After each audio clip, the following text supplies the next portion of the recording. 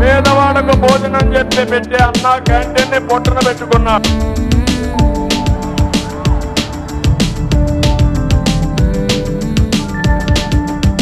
మళ్ళీ హామీ ఇస్తున్నా, అన్న క్యాంటీన్లు పెట్టే బాధ్యత తెలుగుదేశం పార్టీది.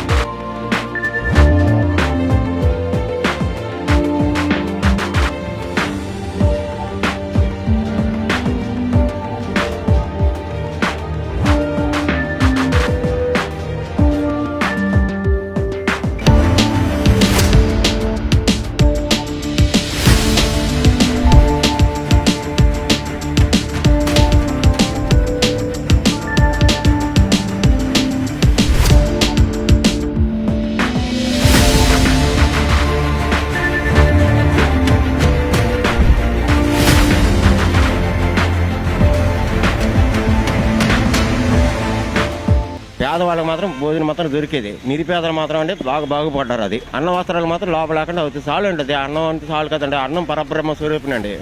5 రూపాయలకి ఈ రోజులో 5 రూపాయలు టిఫిన్ దొరుకుతుంది, 5 రూపాయలు భోజనం దొరుకుతుందండి.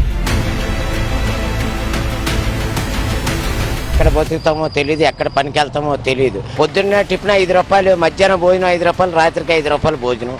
ఇది చాలదా?